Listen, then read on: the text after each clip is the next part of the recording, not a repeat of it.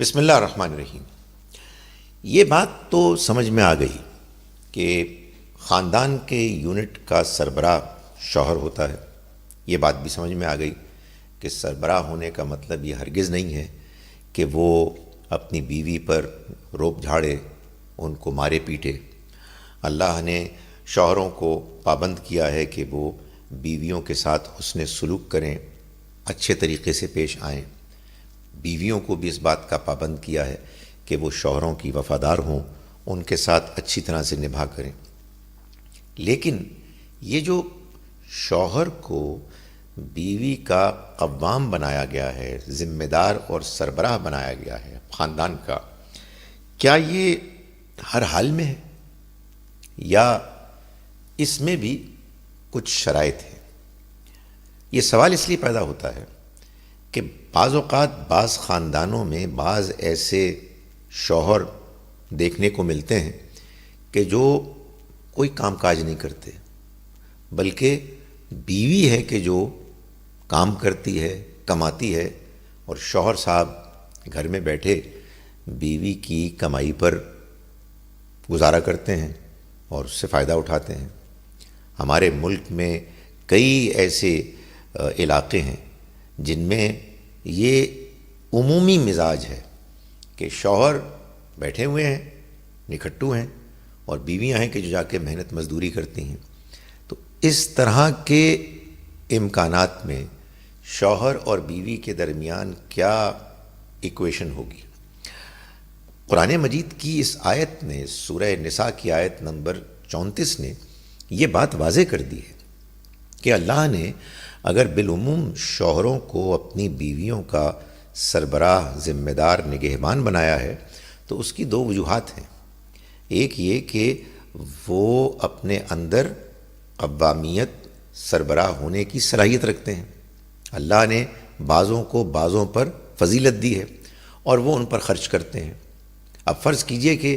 یہ دونوں شرائط کسی شوہر میں پوری نہیں ہو رہی، تو قرآن مجید کے اس بیان کے مطابق وہ پھر اس چیز کا حق اختیار نہیں رکھتے کہ وہ اس خاندان کے سربراہ کی حیثیت سے اپنے حقوق کا مطالبہ کریں۔ ظاہر ہے کہ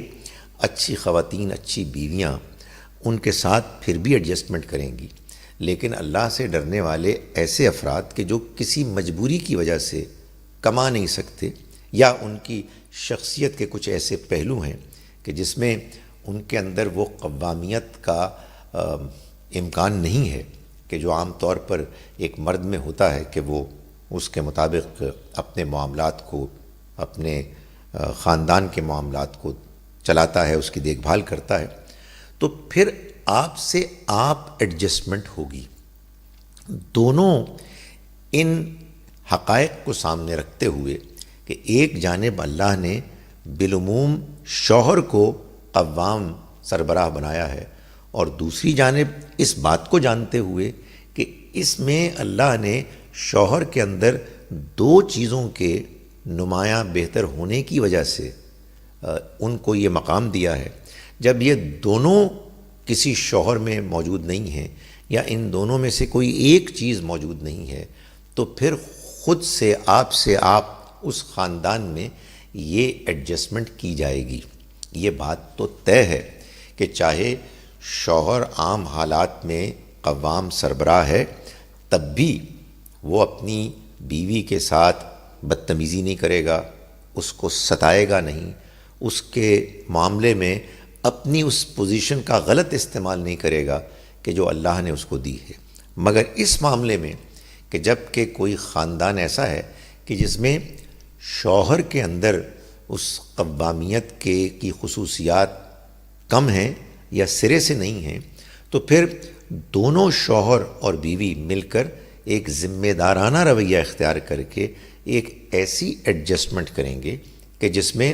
نہ ایک دوسرے کے ساتھ زیادتی ہو، اور نہ ہی ایسا ہو کہ ایک فرد یعنی بیوی وہ ہے کہ جو اصل میں محنت کر رہی ہے، اور اس نے ایک آگے بڑھ کر وہ رول اختیار کیا ہے کہ جو عام حالات میں اس کی ذمہ داری نہیں ہے، تو پھر اس کو اس کا کریڈٹ ملنا چاہیے۔ اور شوہر کو اس بات کو ملحوظ رکھنا چاہیے۔ ایسا نہ ہو کہ شوہر اپنی بیوی کے اس نمایاں رول کی وجہ سے اس سے حسد کرنے لگے اور اس کے نتیجے میں وہ مزید سختی اختیار کرے، جس کے نتیجے میں فیملی خاندان کے اندر ٹینشن پیدا ہو۔ یہ بعض اوقات رجحان بعض مردوں شوہروں میں نظر آتا ہے۔ اللہ تعالیٰ جانتے ہیں کہ کون شخص کن حالات میں رہ رہا ہے، اس کے اندر کیا خامیاں ہیں، کیا خوبیاں ہیں، اور یہ جو آپس کے معاملات میں ہم ایک دوسرے کے بارے میں رویہ اختیار کرتے ہیں، اللہ تعالیٰ اس رویے کی بنیاد پر ہماری آخرت میں ہمارے مقام کا فیصلہ کریں گے۔ اس لیے دونوں کو حقیقت پسندانہ رویہ اختیار کرنا چاہیے، ایک دوسرے کا احترام کرنا چاہیے، اور کسی کو ایک دوسرے کے اوپر زیادتی نہیں کرنی چاہیے۔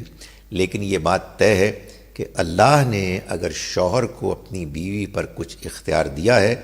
تو وہ شرائط پر مبنی ہے۔ وہ شرائط اگر پوری نہیں ہو رہی تو پھر شوہر کو اس کے مطابق ایڈجسٹمنٹ کرنی چاہیے۔